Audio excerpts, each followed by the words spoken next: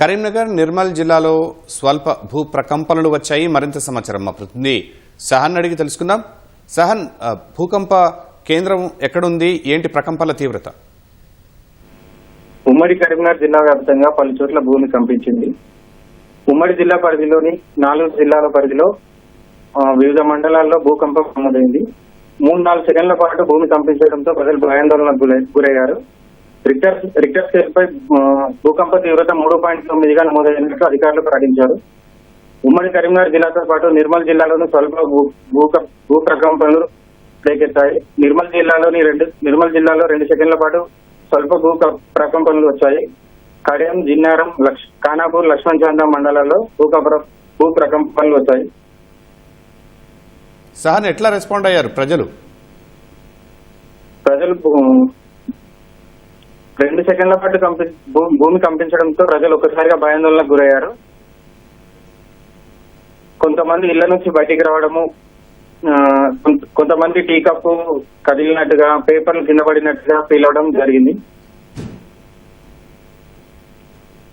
Right Sahan, thank you.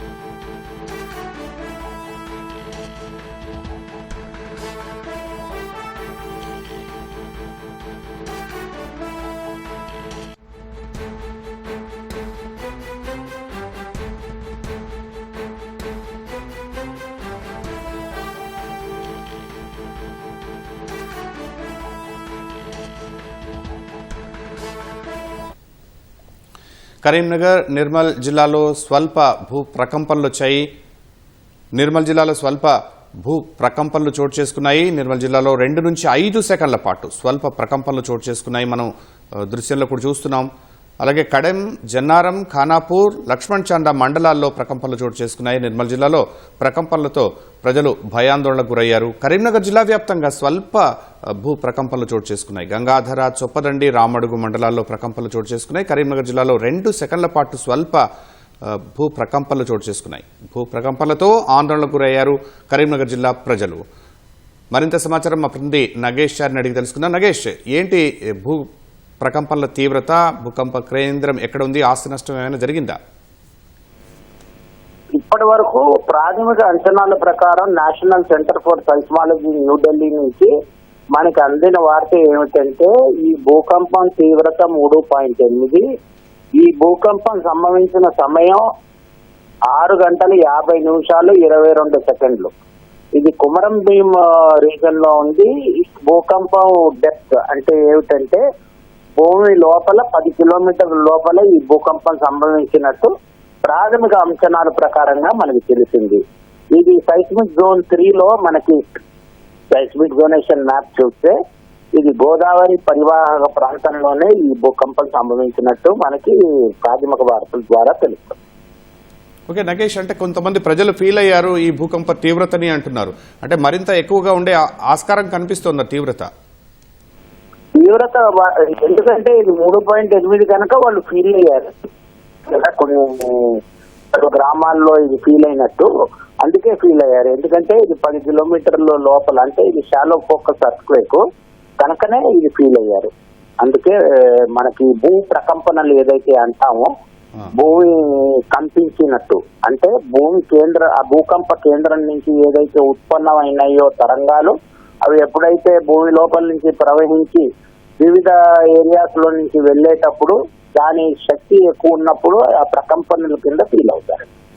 Nagesh చారి గారు, మీరు శాస్త్రవేత్తగా ఇంకా పరిశీలించిన అంశాలు ఏంటి? ఈ భూకంపంలో మళ్ళీ కొనసాగే ఆస్కారం ఏమైనా కనిపిస్తోందా? ఇది 1 of 1 అండి. ఇది చిన్న చిన్న భూకంపాలు మనకి సైస్మిక్ జోనింగ్ మనం చూస్తే అక్కడ వస్తూనే ఉన్నాయి అడప. మనకి గత ఏడాది మనకి గుర్తుంటే ములుగులో వచ్చింది భూకంపం. దాని తర్వాత ఇది నార్త్ వెస్ట్ డైరెక్షన్ లో, దానికి ములుగుకి నార్త్ వెస్ట్ డైరెక్షన్ లో ఈ భూకంపం సంభవించింది. ఈ భూకంపం 3.8 ఉంటే 1-2 చిన్న ఆఫ్టర్ షాక్స్ ఉండవచ్చు. ప్రస్తుతం మనకు అక్కడ సైస్మోలాజికల్ స్టేషన్స్ ఏమైనా దగ్గరలో ఉంటే అవి రికార్డ్ చేస్తూ ఉంటాయి. ఇంకా వేరే సమాచారం, దానికి డీటెయిల్ సమాచారం, ఎందుకంటే భూకంప కేంద్రాలు మన national geophysical research institute Hyderabad నడిపిస్తూ ఉంటాయి. వాళ్ళ దగ్గర నుంచి వేరే ఇన్ఫర్మేషన్ ఏమైనా వస్తే మీరు వాళ్ళని అడిగి తెలుసుకోండి. నేషనల్ సెంటర్ ఫర్ సైస్మాలజీ నుంచి ఏమైనా ఉంటే మీకు నేను అప్డేట్ చేస్తుంటాను. ధన్యవాదాలు నగేష్ గారు.